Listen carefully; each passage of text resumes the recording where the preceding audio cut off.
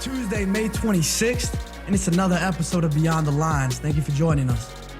For sure, man. Good, nice Tuesday morning, the new summertime schedule. Got some good sleep, and I'm ready to get going. Yeah, Tuesdays and Fridays from now on, starting today, so we're getting into it. 100, let's go.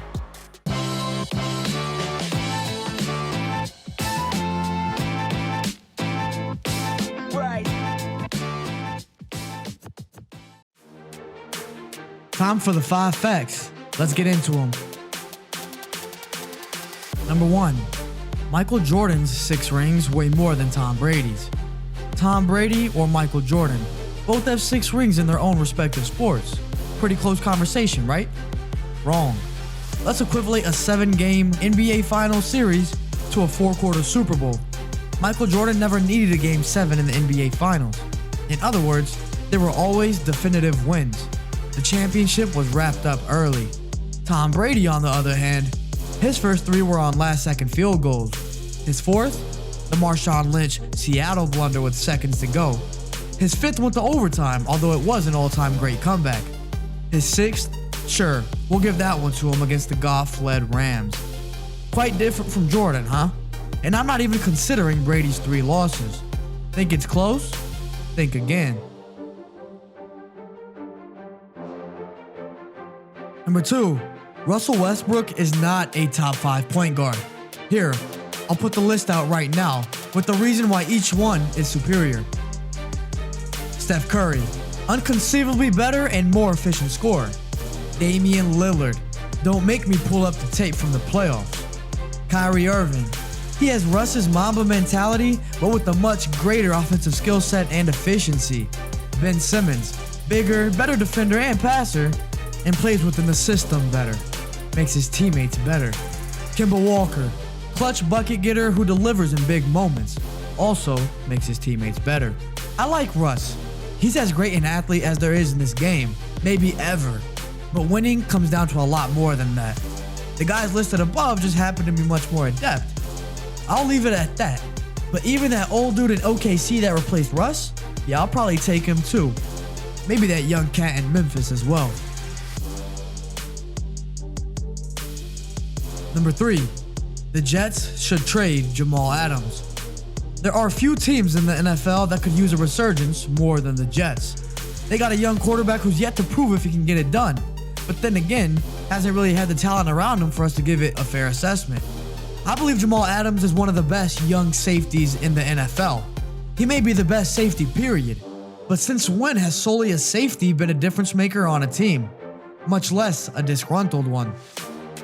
Ed Reed, Troy Polamalu, and Earl Thomas, those guys were on all-time great defenses that won Super Bowls. The Jets, who ranked 17th in takeaways, 16th in points against, and 26th in yards allowed last year, are far from that. Jamal wants to leave? Find a suitor. It'll ultimately allow the Jets to better equip a cast around who they think is the future, Sam Darnold.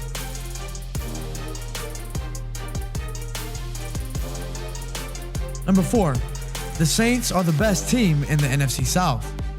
It's been a pretty good offseason for the Buccaneers, mainly upgrading to Tom Brady from Jameis Winston, adding Rob Gronkowski, and adding a surefire starter in the NFL draft in Tristan Wirfs. But when was the last time a flashy offseason directly translated to extreme success in the NFL? More than proven organizations anyway. Yes, Drew Brees is another year older, but so is Tom Brady. Michael Thomas is still that dude, and so is Alvin Kamara. The orchestrator Sean Payton hasn't gone anywhere. This is a team that has been a legit Super Bowl contender each of the past 3 years. Won the division each time. Been to an NFC championship. They're not going anywhere. The Bucs, on the other hand, the past 3 seasons, 5-11, 5-11, and 7-9. Sure, they'll be better this year, but pump the brakes on crowning them NFC South champions already. Number 5. Lamar Jackson and Hollywood Brown are a long way from a top quarterback-wide receiver duo. Willie Snead set some lofty expectations for the young, flashy duo in Baltimore. He said, "You can definitely compare them to Jerry Rice and Joe Montana or some of the other crazy combinations, quarterback-receiver duos." I think these two are going to set their own mark in history. Lamar and Hollywood are two players that go solely by their first name. That says they're Showtime in itself. But Montana and Rice, you better slow down. Matt Ryan and Julio Jones are still doing their thing. So are Drew Brees and Michael Thomas, Kirk Cousins and Adam Thielen, Patrick Mahomes and Tyreek Hill, Aaron Rodgers and Devontae Adams, Dak Prescott and Amari Cooper, and some would even say Matt Stafford and Kenny Galladay. How about the ones we haven't even seen yet, like Kyler Murray and DeAndre Hopkins, Tom Brady and Chris Godwin, or Mike Evans? I'm comfortable already putting those ahead as well. That puts the Ravens duo just outside the top 10 in 2020. Let's stray away from all-time talk.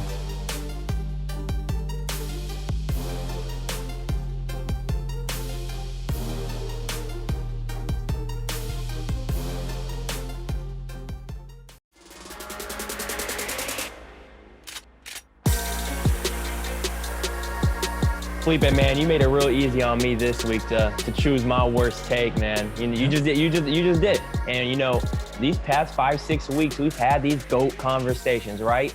MJ versus LeBron, Right. Now we switched it up.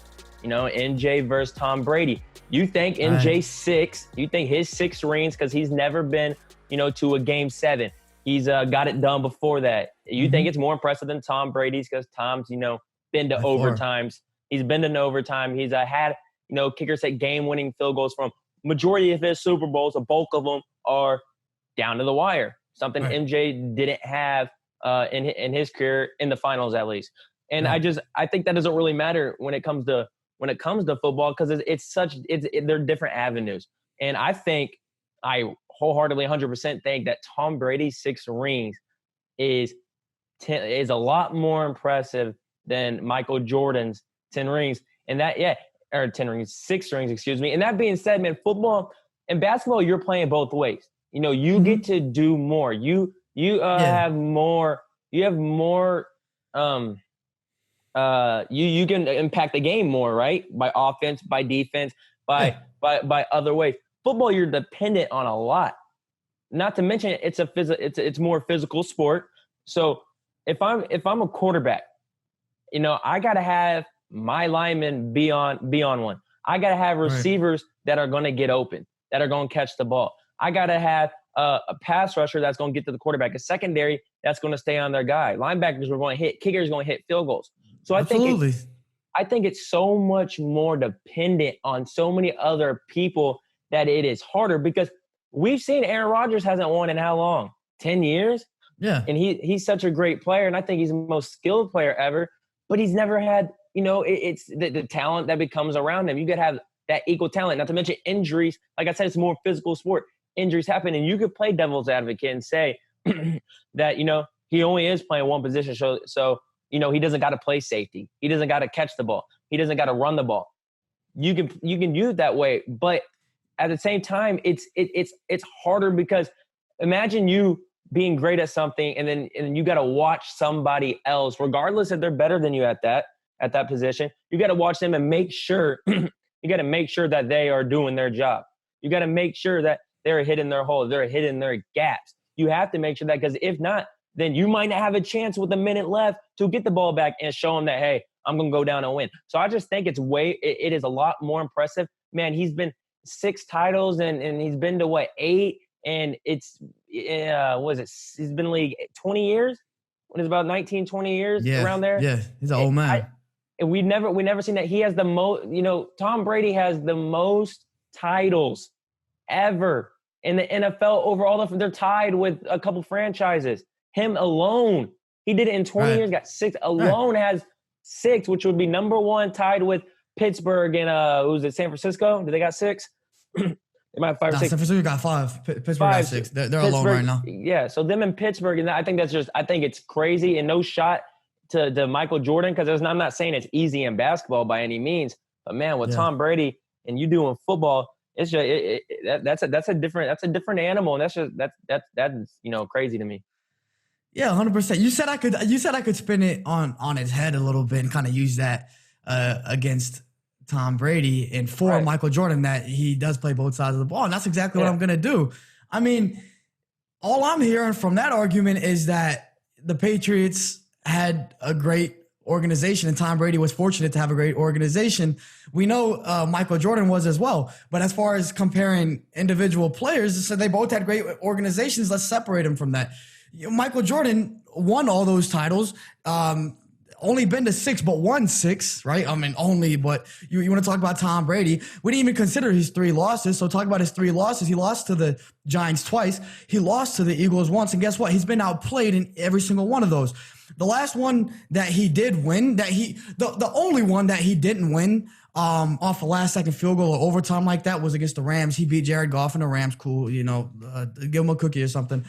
But that was the lowest scoring Super Bowl in history. So it's not like he came out and just completely dominated. He didn't throw a touchdown in that game. He threw 1 interception, didn't throw a touchdown. So Tom Brady isn't coming out in these Super Bowls and being completely dominant. So even the part that he can't control, it's not like he's coming out here and just killing the game. You know what I mean? His first Super Bowl, he was pretty good at. 4 touchdowns, I believe. The next few, at most 2, threw about 250 yards. I mean, these are decent performances, but it's not like he's out here, killing it. And then when you talk about Michael Jordan's averaging at least 30 every NBA final series. I think he had one series where he averaged in the 20s. Every other NBA finals, he averaged at least 30. He had an NBA finals where he averaged 41. And not only that, but he averaged 6 assists and 8 rebounds in that same finals against the Phoenix Suns, actually. So you're talking about a player who comes out and not only does his team win not in last minute fashion or last second fashion, they win handily, but he's the main component in that. So I understand Tom Brady having to rely on other forces in other parts of the game, and that's just the nature of football. But he didn't handle his own part like the best player in the NFL should, like Michael Jordan did as the best player in the NBA. Well, the thing is, the last minute thing shouldn't matter when it comes to football. Football, it's why not? Could he not have wrapped it up? Could he not have thrown an extra touch? Maybe gotten 2 less 3 and outs in the first 3 quarters, and now they're up by 17 in the fourth quarter, and it's a wrap. Could they not have done that? Because that makes it easier for your defense. Your defense gets a pick. It's over. Wrap it up. It's done. Football's a lot different because in basketball, I could miss a shot 10 seconds later. I could have the ball back and have a fast break or something. Football's a schematic. It's more scheme. It's more plays. So it's not as easy to go down. And that's why football you throw 3 touchdowns a game, and in basketball you're scoring 30. So it's more schematics and more scheme. So there's more. You're not just you can't go down and just get 6 points right away. You got to drive the field. You got to drive. So I mean, I get all you're saying, but in football, like Patrick Mahomes this year, I know it was his first Super Bowl, but he did throw 2 picks. It's not like he lit up, threw for 400 yards. Now, he had a great game, great fourth quarter, but it's not like he threw 400 yards, 5 touchdowns. So when it comes to quarterbacks, man, you're in the Super Bowl. You're the best coaches. They have 2 weeks to game plan for you. They know what it's going to be. And with Tom Brady in football, I think the pathway to a Super Bowl is also a lot more impressive than a pathway to the NBA Finals. Because if you get in the NBA Finals, if you're Michael Jordan and you got to go up against a team that might be a 5th seed in the second round that's got one guy and a bunch of good role players. In football, I think the pathway is a lot harder because the regular season is a lot more important. So that's one fact. Well, sure, but if you play in the AFC East, you're facing the Dolphins twice a year, you're facing the Jets twice a year, you're facing the Bills twice a year. The Bills are finally good, but you're facing. It's easy for you to win that division and make the playoffs. It's real easy for you. Oh, for sure. But they've also beat a lot of good teams in the regular season. It's not just those 3 teams. Yeah, they do have an easy division. I'm not going to argue that because that also. But you got to get lucky sometimes to win. Each athlete has gotten lucky to win. So I think I still stand on the pathway and the getting the in the playoffs, getting to the Super Bowl is tougher. And one, because you're in a longer season, so you have more injuries than typically a basketball team would have. So you might be on your 3rd corner now. You might be on your second tight end. You might be on a backup swing tackle or something like that. So I think that also is just tougher. You have more to deal with. And Tom Brady, outside of Gronk and 1 year of Randy Moss, which they obviously didn't win the Super Bowl, he's never had prime-time weapons. Julian Edelman, good player. But I think Tom Brady was a product of I think Tom Brady helped him look good. That's a typically a thing. You can say the same about Wes Welker. Right. Right. And then running back never had, it's a running back. He's never had the 8-year vet, who's going to, pound the rock, 4.5 yards to carry. At the end of the day, he's got 110 yards, 2 touchdowns. So we have always said Tom Brady has done it with less talent, skill-wise, like offense, like weapons, speed, all this. Defenses, they're always top 10 because Bill Belichick's probably the greatest defensive mind ever, greatest coach ever. I mean, you got to have a defense to win. You got to have help. So I think Tom Brady has, regardless of if he's got outplayed in Super Bowls, it's hard to be really, really, really great in Super Bowls. It's the pathway to get there's hard. It takes a toll. It's a long season. It's a physical sport. It's a schematic sport. And you are dependent on so many other people. You can't have your guy drop a ball. You can't have your guy miss assignment. You can't have this guard miss this blitz. So I just think there's more situations that you got to face in football than in basketball. So therefore, that's why I think it does make it tougher. And the last second thing doesn't matter to me because basketball is a different thing, man. You go down and it's already 2 points. Your one possession could be 2 points. Your one possession could be 3 points. Football, it's different. You got to get a collective of most likely 7, 8, 9 plays to get your 6, 7 points or a field goal. And I mean, I understand what you're saying. You definitely have more control in basketball. If you're the best player in basketball, you have more control. And then if you're the best player in the NFL, you're able to go and defend the best player if you're like that. You're able to go down the court and be the main scorer if you're like that. Where Tom Brady isn't going to go defend nobody on the defensive side of the ball, and he's not going to go block or whatever. But at the same time, it's hard for us to even really consider that. I mean, you're talking about 2 great players in their own sports. So let's talk about strictly winning. And if you want to take the last second wins out and everything like that, that's fine. Let's just put them on an even scale. But Tom Brady lost three Super Bowls, and he was clearly outplayed in all 3 of them. Right? He was clearly outplayed by Eli Manning and Nick Foles. You could say Tom Brady threw for 500 yards, and that was a pretty good game. That was a burner, that one. Right. But he was outplayed by Eli Manning twice, and in a season where they were undefeated, went to the Super Bowl, head high. Randy Moss, Wes Welker, that team was very talented. If you want to talk about Tom Brady, hasn't had great talent a lot of his career, skill set wise. That year, man, maybe the greatest skill set around him ever, and they didn't win the Super Bowl that year. So my only point is that even if you want to bring up the last second things, you want to disqualify that, sure, okay, Tom Brady doesn't have the control that Michael Jordan would have as far as the game goes, but at the same time, you got to be the best player on the field at least. Like you got to be, you got to win those Super Bowls at least, and he was outplayed at least a couple times and lost 3 Super Bowls.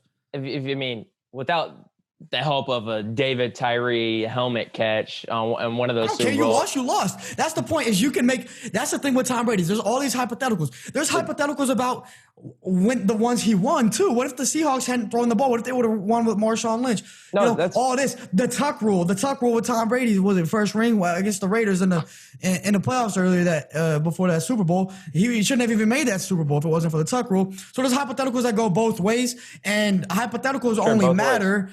Hypotheticals only matter if it's a last-second game, because then it's like, oh, that could have turned the tide. But with Michael Jordan, there's no that's the thing. There's no hypotheticals because he never went to a Game 7. So you could say whatever you want, but the game was the game or the series was wrapped up early. So that's where it really changes. Like, this guy is just more dominant. This guy's the GOAT. Like, let's not compare the two, because Tom Brady always gave the other guy a chance, and if he won, it was very close. Like, you could say, oh, this could have happened, they would have won. With Michael Jordan, he won 6 NBA Finals, never went to a Game 7, averaged over 30 points every single one, but one Game Finals, and the game.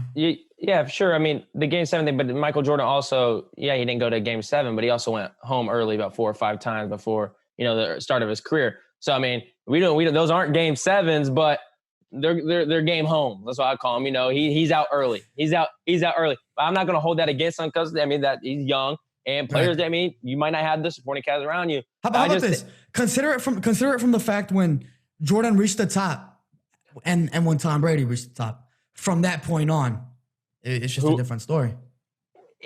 It's too hard. So you're saying like the two at their peaks, it's clearly Jordan. When Jordan reached the top, he never lost. He never lost.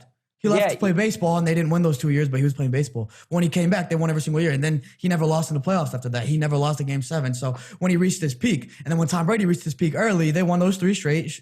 Like I said, cool. Right. You want to take away the last second argument? That's fine. They won 3. Okay, he won 3. But then it took him till, what was it, the Super Bowl against the Football's a different breed, man. You've never seen a player alone like Tom Brady, other than a couple pass rushers, and get to the Super Bowl that many times. And one more little point I'm gonna throw out there: you can argue Michael Jordan played in a little watered down era. You can only face 9 Hall of Famers in the finals, so a little watered down. Might have been a little easier for Michael to get there. The path. I think the Tom Brady's is I think it's a little harder. More dependent on the situation and other players.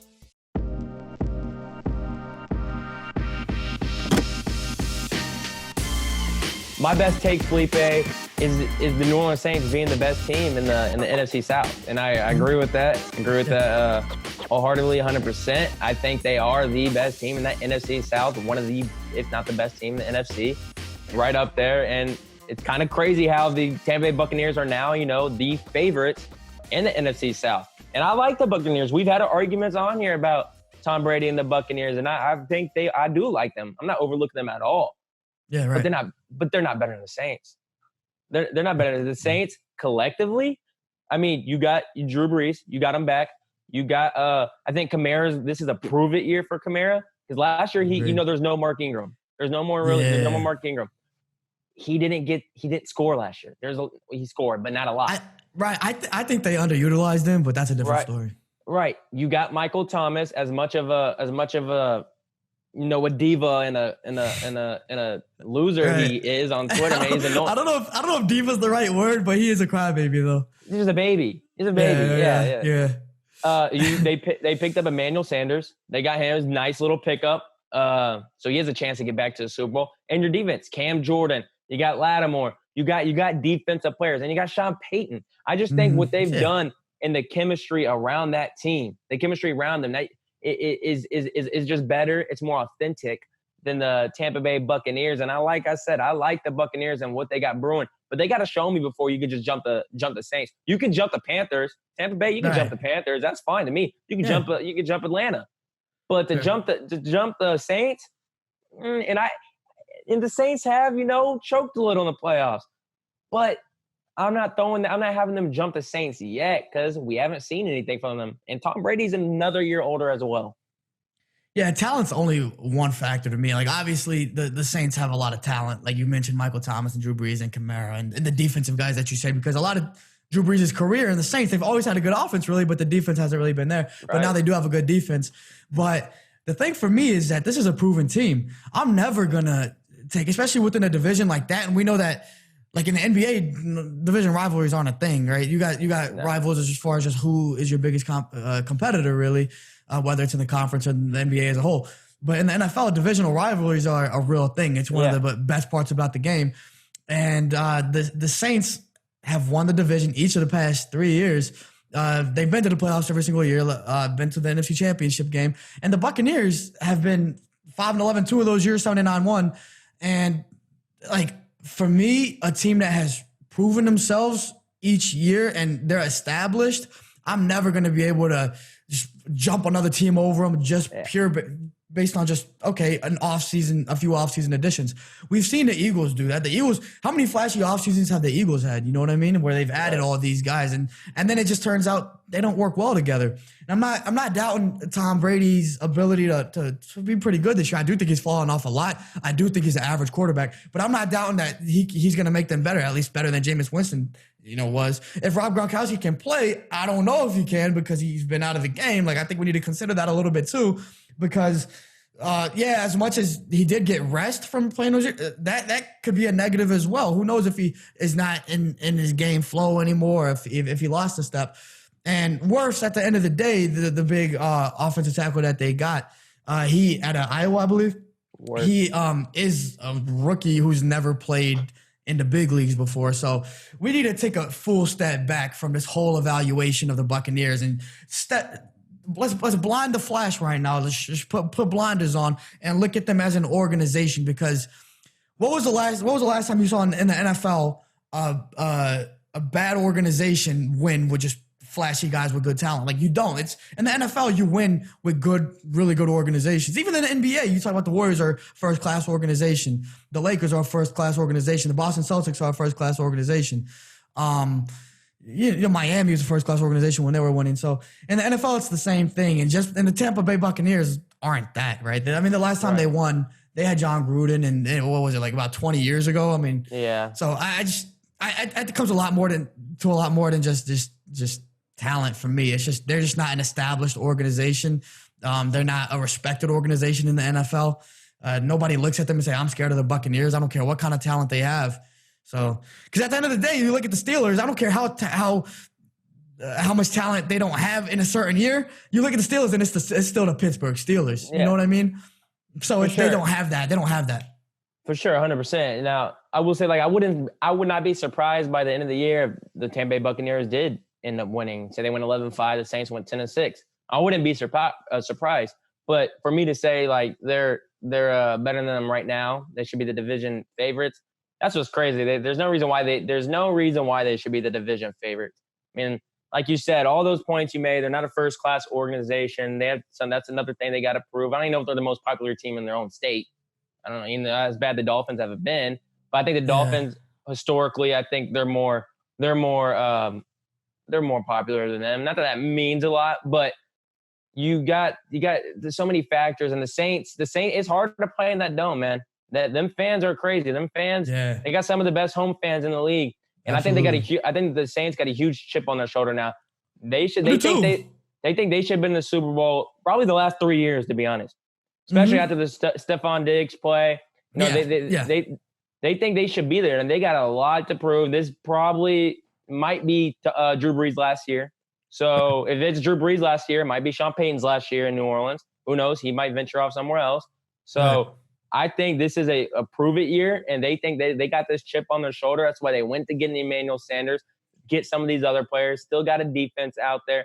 And I think Alvin Kamara is the X factor this year. I think he might have a great year because they're going to have to use him like they did in the past, because last year just wasn't it. Like you said, they underutilized him. They're going to have to use him to his advantage. He's one of the best pass catchers out of the backfield in the league. He can run between the tackles. He can make you move. He is shifty. He is shaky. He can do a lot of these things. He's explosive. Great.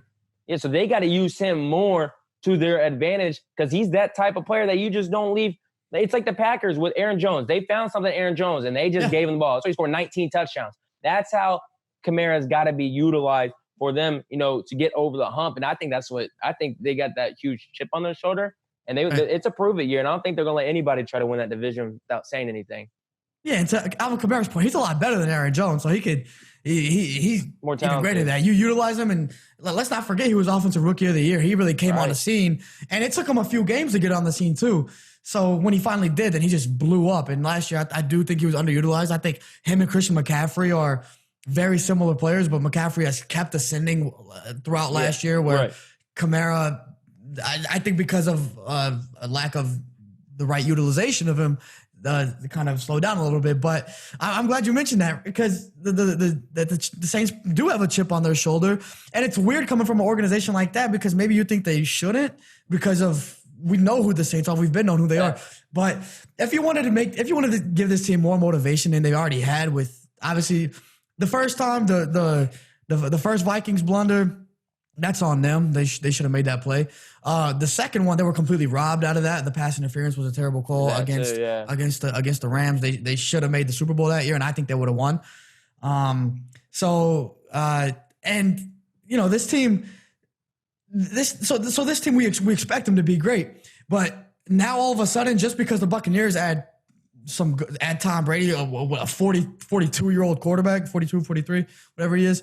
You give him that. You add a tight end that hasn't played in a couple seasons, and then all of a sudden an NFL lineman that's drafted in the first round turns the tide over. Like, it's kind of disrespectful. If I'm the Saints, I've proven to be really good and be a Super Bowl contender the past 3 years. Now all of a sudden, this team who adds a quarterback that's almost in a retirement home, you add a tight end that hasn't played the game and a player who's never played in the NFL. And I'm sure they've had a couple other additions, but those are the additions that took them over the top. It's kind of disrespectful from the Saints. Like we've proved ourselves already. We've proven ourselves already. So it's kind of disrespectful. So if there was a chip, if you could have another chip on your shoulder than what you've already had, they do now. And it's dangerous if I'm the Buccaneers. Because don't even overlook the Panthers. Don't overlook the Falcons. You never know what they could do either. Yeah. But the Saints, that's the last team you really want to get startled. Yeah, I'll overlook the Panthers. But the Falcons, I wouldn't overlook the Falcons. They might, never know, they might have something. They might change direction this year. But yeah, I agree with you. I agree with you 1,000%, man. That chip on the shoulder of the Saints. I don't know why they're getting jumped by the Tampa Bay Buccaneers right now.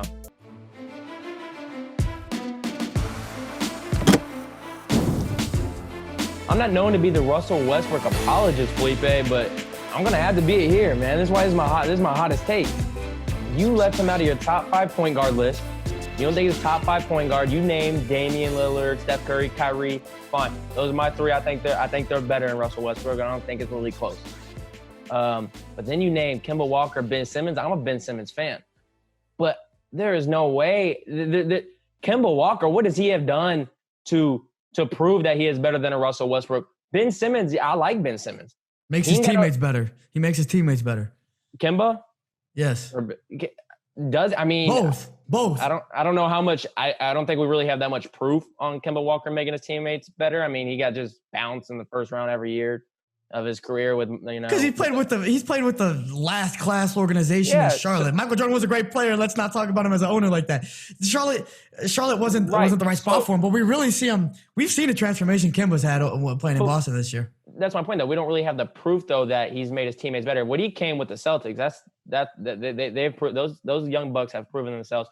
Ben Simmons, he makes his teammates better. He defends, but they underachieve on that team, and a lot of it I will blame on Joel and Embiid, but it's not just all on Embiid. A lot of that is on Simmons, too, for not getting a respectable jumper that teams will, hey, this guy can hit that shot. That is an issue, just leaving you wide open, and you're not going to do anything about it. So I think with those two guys, I'm not putting them above Russell Westbrook, because what Russell Westbrook has done this year, he's having the best year of his career. He's averaging over 27.5. He's shooting over 47%, which in the past he's around 42, 43. He is shooting less threes this year. He's shooting almost 2 less threes a game than he did last year, and that was a problem with him last year. He is taking way too many threes when he's not a 3-point shooter. We know he can't shoot 3. Yeah. But now his mid-range game, he has got confidence back in that little pull up and transition right off the backboard.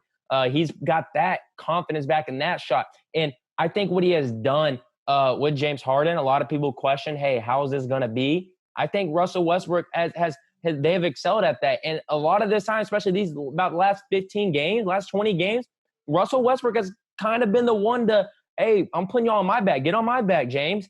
I'm going to carry us. I'm going to carry us a little bit, and we're going to follow my lead. Yeah, I think the confidence Russell Westbrook's playing with, and the year he is having 27.5 on 47%, it's the best year of his career. It's point blank simple. Kemba Walker, inefficient player this year as usual. Undersized, so he's not inefficient. 42%, it might be 43, but he's smaller. He's limited in the because of his size, so that's another factor. And it's just Kemba Walker to me is just like he's doing what he's kind of supposed to do. Ben Simmons, I like Ben Simmons, but that 76ers team, there's no reason why they should be, underachieving like this. What are they, like the 6th seed in the East? I don't know, they're going to redo the seedings probably, but I think they're the 6th seed in the East. So it's Russell Westbrook right now, I think, is undoubtedly in the top 5. Well, here's the thing with Russell Westbrook is he even the point guard on his team? When you have James Harden there, if you put them both at point guard, he's not even better than his own teammate. But that doesn't matter. That's like that shouldn't matter, because if you have another great player next to you, then it's not just going to cancel that out. Like, well, what I'm saying is that you're right that statistically Russell Westbrook is having the best year of his career, but these other guys, we're judging him as strictly a point guard, not playing within another guy that kind of shares that role with you. I mean, I think that Russell Westbrook has been able to adapt very well, like surprisingly well with the Rockets, because I didn't expect that. And I don't think anybody really expected that, especially because you're playing with another ball-dominant guy in James Harden. But when I'm talking about the prototypical point guard, you're still not talking about Russell Westbrook. And these other guys, what they can do is help you win. And Russell Westbrook, and when I say help you win, I'm talking about when it counts. Kemba Walker hasn't done that. I understand that. But he's also not played with a terrible organization. The Thunder, you could say about them what you will, but they're not a terrible organization. And they always had good talent around him, and he was never able to do anything with that. I think Kemba's going to be able to prove himself this year and prove that he can be that leading point guard. And the thing with Kemba is we've seen him do it in college. We've seen him we've seen him be big time in college. Cardiac Kemba. And we've seen Ben Simmons as well, if you want to talk about Ben Simmons and the problems that are in Philly. Like you mentioned Joel Embiid, I do think most of that does stem from Joel Embiid. Ben Simmons could develop a jump shot, but that's just not the strength of his game. But the other strength of his game, does he though? I mean, we've seen other great players who... Modern day basketball, you got to have it. Right, but just... I think the other parts of his game, his defense, his IQ, his passing ability, his athleticism, because he might not be able to shoot, but he can slash better than anybody else. So I think those factors just weigh in their favor and just edges them out over Russell Westbrook. I mean, the Kemba Walker thing, like when you're saying they don't have, the guys that are playing the similar roles of them. And I mean, Kemba Walker and like Ben Simmons, it's the proven thing. Like Kemba Walker, I don't know if he's not like a pure point guard. I think the reason they're so good in that Celtics game, I had the Celtics, I think they're the best in the East, but not really so much because of Kemba. I think Jason Tatum's a bad dude. I think Jaylen Brown's a good player. I think Marcus Smart with his offensive deficiencies is, a better Patrick Beverly. He's bigger, he can handle the ball, he can pass the ball. And Kemba fits that because he knows his role, can shoot a 3-ball, and can create his own shot. But I mean, with the Ben Simmons, like he has not proven to be what is he? We say he makes his teammates better. We do, but they're underachieving. Like I know it's not all on him, but they are. So yeah, but I think most people most people don't think that Ben Simmons is the best player on that team. They think that Joel Embiid is. And I think Joel Embiid is a cancer. Like you gotta be able to like compartmentalize everything. If you take Joel Embiid out, maybe a player that isn't that, I want to say cancerous. I just think Joel Embiid doesn't have the makeup of a superstar, of the best player on a team, and you give somebody to Ben Simmons that does, and that is a great leader, whatever. I think it's going to elevate them. Ben Simmons isn't the guy bringing them down. Isn't the guy that you could point at for underachieving. Here's the thing with Ben Simmons. As much as he's a great passer, he probably shouldn't be playing point guard. And the reason I'm going to say that is because Ben Simmons, with that struggle of a jump shot, and he's a really good, and he needs to be posting up more. Like you said, he gets slashed. He can play this like hybrid role. He needs a guy who can create their own shot, because they don't have that on that team, especially with the Joel Embiid with them. But I think Ben Simmons would excel more. It has nothing to do with his passing, because he's a great passer and stuff like that, would excel more with the actual real point guard. But another thing you mentioned kind of an honorable mention list that, hey, you might take Chris Paul and Ja Morant. Now, Chris Paul, I fiddle between him and Russell Westbrook, because I have at my number 5, because I have Curry, Damian, Kyrie. I consider Luka a point guard, but if you don't want to consider that, then I'm sure you'd have him in your list too. Absolutely. And then Russell Westbrook. Ja Morant's young, man. He's a baby. You can like him all you want, but basketball, man, it's a game. It's a pride game. You got to prove yourself to get out there. Trae Young, really good player. Even Luka, really good player. But these guys got to prove that, hey, they're part of the big dogs, because, and I know Russell Westbrook hasn't won, since Kevin Durant has, left. Yeah, he hasn't won shit. But he does have an MVP. He did have an historic season. As much as triple doubles really don't matter, because it could be, it could be a stat pad. And way that's there. exactly what it was for him. It was a complete stat pad. He was stat chasing, and it was obvious. But with that team he had, man, he really carried them, and I think he led the league that year. I think that's one of the most overrated aspects. That team wasn't bad. Those teams weren't bad. Well, they weren't. They didn't have Kevin Durant, but they weren't bad. No, but they weren't nothing like oh, this team, they should be top notch. And now I would say last year, especially with Paul George, last year when they're hitting their peak together, there's no excuse there. And I'm not blaming, exactly. and I'm not saying that they shouldn't beat a 21-year-old Donovan Mitchell, because they should. They should have. But Russell Westbrook, I think, has proven himself. And what I've specifically seen this year, John Morant's a baby, man. That team is a baby. To me, he's got to. I've seen the Lakers. Not the last time the Lakers-Memphis played, but the game before that, they completely shut down Ja. I think he held him to like 11, 12 points. They were all over him. So these guys got to grow. They got room to grow as an individual and as a basketball player. Or Russell Westbrook, those guys he might end up being better than Westbrook. Who knows? But as of right now, no, I don't believe he's anywhere near a Westbrook level, because I think Westbrook has, he has the veteran leadership. He has the games under his belt. In a big game, I think I'm going to trust him over, a 19-year-old. That's why I would have him. I wouldn't have Morant even in that list. But I can't fathom why you think the Kemba Walker thing, man. It's just, and Ben Simmons, it just doesn't sit right with me, because they have not also proved anything or shown us why they're better. Because, man, what Russell Westbrook doing this year it's good. He's cooking this year, man. And I thought they could fit together, because I am the guy that says two superstars, man, y'all got to chill out. Mm-hmm. They're two high IQ players. They know how to fit together. It's not like they got 17 guys on one team who want to score 40. If they want to win, if you want to win, you'll get it done. If you want stats, sure, you might mess it up. But Russell Westbrook's cooking. He's vowing to be, he's probably going to be all NBA first team point guard. The year, two guards, maybe not, but he's vowing to get that. That's how good of a year he's actually having this year. Yeah, he's improved a lot. Like I said before, this is the only thing it comes down to me. I've never seen Russell Westbrook isn't a proven winner. Like he hasn't won when it. Not many basketball players are, though. I mean, it's hard when you got an era of LeBron and then you had the Warriors, and not many players are. It doesn't take anything away from their greatness. Yeah, but it's not like he was only losing to the Warriors. But besides that, I'm not saying Ben Simmons and Kemba are either. But I am putting into consideration Kemba's college career and what he did there. So I've seen him do it. I've seen him, perform in big moments. And then in the NBA, we haven't seen him with a good organization.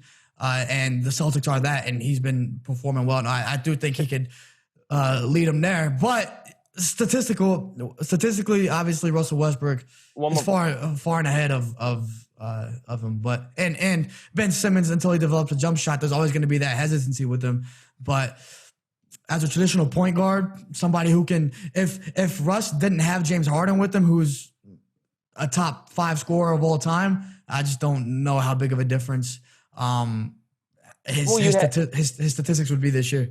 You would have to build, obviously, around him. But one more point, I mean, you're bringing up Kemba's college. I don't think that should really take an effect. I mean, Mario Chalmers. Well, I'm just saying because we've seen him win. Okay, Mario Chalmers. Okay. There you go. You got me there. So, I mean, point guard, you could be really good. I'm not saying Kemba's bad or anything, but Kemba to me has never been this, top tier guy. He's never been to me this guy that, hey, I'm going to lead. And it's hard for guards, for especially point guards. We've never seen it done. You can argue Curry in 2015, but I think the Cavs would have won if they were healthy. The point guards don't lead their teams to titles, man. It's a little tough. I think with Kemba, they got the wings. The Celtics have built around Kemba. Kemba's still a big part of that. Like I said, man, what I've seen, and I'm not a big – on my Twitter, I've got hate for the Russell Westbrook, my comments on him. But I think what he's done this year, man, it's been nothing short of a tremendous. If we didn't have Harden with him, would he be able to do that, though? I mean, we've seen him stats-wise, yeah, but you got to build a team. Stats-wise, but not success-wise. But you got to build a team around you. With Russell Westbrook, you can't have just everybody sit outside and we're just going to wait. That's not James Harden, because with James Harden, they're going to watch him dribble 20 seconds. That's not Russell Westbrook's game. So I think if you built the right collective unit, then yeah, I mean, if he's played like he's how right now, then sure. Man, I spent about 3 hours on the couch just watching golf this past weekend with the big match, the charity match, Tiger and Peyton versus Phil, and Tom Brady, and it was fun. Did you watch it? Man, I'm not a golf fan like that, but I did see some highlights of it. Tom Brady ripping his pants and stuff. I'll tell you what, I don't love Tom Brady, and we had this discussion already today about greatness and everything like that as far as like related to other GOATs. But Tom Brady's pretty good on Twitter. He's pretty funny. Yeah. Eli Manning just got one. He's been trolling a little bit too. Yeah. But it was a fun match, man. It was actually competitive. Phil and Tom, down the back nine, they were cooking. Tom hit some big shots. Tom said, it's clutch time. Yeah, I saw that. It's clutch time, but it was a really good match. They were joking around, they were trolling, and then you could tell when it started to get a little more serious, they were taking it for real. And I think they should do this more. Like I'd like to see, Tony Romo and Steph Curry. Those are two arguably the best athletes at golf, in sports. I would like to see, them two and they should be doing this, I think, a monthly thing or whatever until, real matches get back. Hey, do these little charity things. Phil and Ty or whoever you want to put, Justin Rowe, it don't matter, Justin Thomas, and then get like a Romo and a Steph and play athletes like that. That'd be fun. Even an MJ known for golfing like that, and I mean, it's fun. It's just fun. Don't get Charles it's Barkley. Entertainment, huh? Right. Just don't get Charles Barkley. He can't golf. He can't. I saw the memes on Twitter. He sucks too, or what? Yeah, he's just been golfing forever. He's just not good. He's just not good. No. Wait. Yo, I saw Tony Hawk. It was like I saw a video, whatever. Tony Hawk just pulled up to some random pool. I think Tony Hawk lives in California, right? So like this is probably in California. And he pulled up to like obviously pools and everything are empty because of coronavirus and the water and all that. So he just pulled up to one and started skating in it like a half pipe or whatever. And man, I just I just had to bring up. I don't know, like our audience, our young audience or whatever, or around 20s or whatever. When Tech Decks came out, me and you were like fourth, fifth grade, fourth, fifth grade, and we just used to play with them Tech Decks, man. I got that nostalgia and I had to cop, man. I dropped like $40. Dropped like $40 on Tech Deck, a ramp and everything. Came in last night. I gotta open it up. I haven't even opened it up yet. But man, like I've never been a big skateboard, like a skater dude or nothing like that. In fact, I never really skated.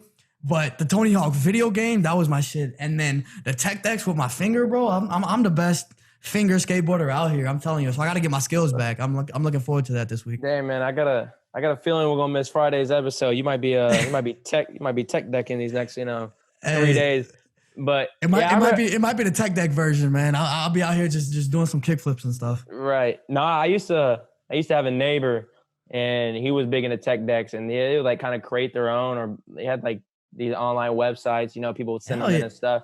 And he got me into it a little bit. It was like 6th grade or something like that. Yeah. So these kind of lit, man. They're fire, and I haven't played with them in a while, but I saw one of them. It was one of them tweets or something like that where it's like. It's a compilation of a bunch of like old like pictures of like old things like TV shows and stuff like that. You know what I mean? And then one of them and like stuff you did at school and stuff when you were like in elementary school. And then one of them was a Tech Deck, and I was like, damn, that just brought back some memories, man. Went to Amazon. I'll tell you what, they got like 5 little Tech Decks for like $10, and then I copped it was like $13 maybe or something like that. And then I copped a little half pipe and a little rail thing, like a little park. For like 25, so it's more than I wanted to spend, but I'll have fun. Right. Now, you're gonna have some Tony Hawk vibes in your room, man. You're gonna be ollieing it up. That's it. And that wraps up episode 8 on this nice Tuesday morning, May 26th. Like we said in the intro, the summertime schedule. It was a fiery episode, and we gave you a lot of good content. Yeah, man. Go Talk switched up today. Instead of that regular Jordan Braun thing we usually have, we had Tom Brady in there. Talked a little Russell Westbrook, top point guards, and the Saints, and more Tom Brady, and more Tom Brady with golf. There was a lot of Tom Brady today.